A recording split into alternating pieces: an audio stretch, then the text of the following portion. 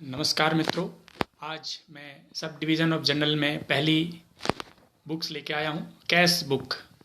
Cash book होती क्या है और ये कितने प्रकार से बनाई जाती है, इसको हम आज देखने वाले हैं।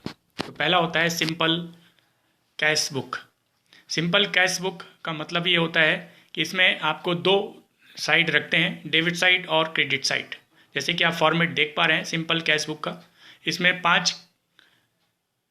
चार कॉलम आपने डेबिट में बनाए हैं, date, particular, voucher number, amount, और चार कॉलम बनाए हैं क्रेडिट साइड में, डेट, पर्टिकुलर, वाउचर नंबर और अमाउंट। सिंपल कैश बुक में अगर आपको डेबिट साइड में लिखना है तो टू वर्ड का यूज़ करते हैं। अगर आपको कैश आ रहा है, कैश रिसिप्ट हो रहा है, तो डेबिट साइड में रिकॉर्ड किया जाएगा, और अगर कैश का पेमेंट आप करते हैं तो क्रेडिट साइड में रिकॉर्ड किया जाएगा। सिंपल कैश बुक का शुरुआत हमेशा ओपनिंग बैलेंस से की जाती है। उसके लिए हम टू बैलेंस BD, अगर क्वेश्चन में दिया है तो टू बैलेंस BD लिखा जाएगा। कैश बुक का हमेशा डेबिट बैलेंस आता है। और दूसरा होता है two column cash book. Two column cash book का मतलब होता है कि जिसमें अमाउंट के दो कॉलम होते हैं, एक कैश कॉलम, और कभी कभी हम जब डील कर रहे होते हैं तो कभी कभी हम कैश डिस्काउंट भी देते हैं। तो इसके लिए हमें कैश डिस्काउंट देने के लिए एक डिस्काउंट का कॉलम बनाया जाता है। तो डेबिट में आपके एक डिस्काउंट और एक कैश का कॉलम हो जाएगा, और ऐसे क्रेडिट में एक डिस्काउंट और एक कैश का कॉलम हो जाता है। इस प्रकार से 5 कॉलम आपके डेबिट में और 5 क्रेडिट में होते हैं टू कॉलम कैश बुक में। 3 कॉलम कैश बुक।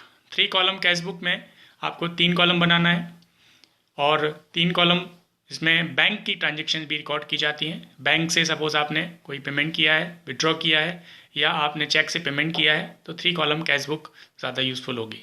तो 3 कॉलम कैश बुक में हम देखते हैं कि 3 कॉलम बनाए जाते हैं अमाउंट के लिए, एक डिस्काउंट, बैंक, और एक आपका होता है कैश के लिए। तो 3 कॉलम आपको अमाउंट के लिए बनाना है डेबिट में, और 3 कॉलम बनाना है क्रेडिट में। तो यहाँ पर टोटल देखा जाए तो 3 और 3 6 कॉलम हो जाते हैं डेबिट में, और 6 कॉलम हो जाते हैं क्रेडिट में जब आप ट्रिपल कॉलम कैश बुक बनाते हैं। ट्रिपल कॉलम कैश बुक बनाते समय आपको विशेष रूप से याद रखना है कि बैंक की 2 तरह की ट्रांजेक्शन्स होती हैं। एक तो बैंक में पैसा जमा करना, डिपॉजिट इनटू बैंक, और विदड्रॉ फ्रॉम बैंक।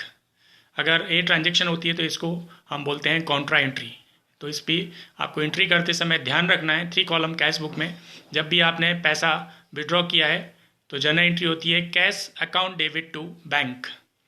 तो यहाँ पर आप लिखेंगे टू बैंक, और कैश कॉलम में अमाउंट लिखेंगे, और जब लिखते हैं बाय बैंक तो आपको कैश कॉलम में अमाउंट लिखना है।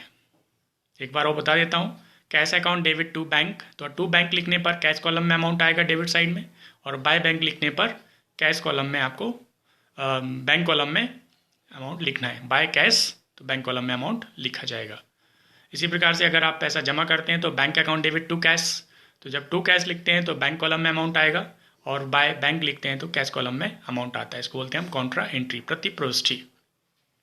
और चौथा होता है पिटी कैश बुक। जब पूरे महीने भर में छोटे मोटे खर्चे होते रहते हैं तो मैन कैशियर ये छोटे मोटे खर्चे के लिए एक पिटी कैशियर अपॉइंट करता है, उसका असिस्टेंट होता है, और वो छोटे मोटे खर्चों के लिए एडवांस अमाउंट दे देता है, और जो भी खर्चे होते हैं उसको पिटी कैश बुक में लिख दिया जाता है। फुटकर रोकड़ वही कहा जाता है, और मंथ के अंत में उसका बैलेंस ट्रांसफ़र कर दिया जाता है मैन कैश बुक में।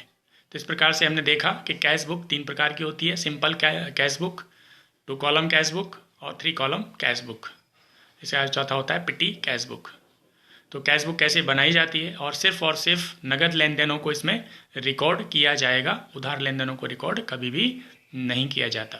तो अगले वीडियो में हम मिलते हैं कि आपको purchase book, sales book, purchase return, sales book का फॉर्मेट कैसे बनाते हैं, कैसे एंट्री करते हैं, वो मैं आपको लेके आने वाला हूँ। चैनल को सब्सक्राइब नहीं किया है तो सब्सक्राइब करें। धन्यवाद।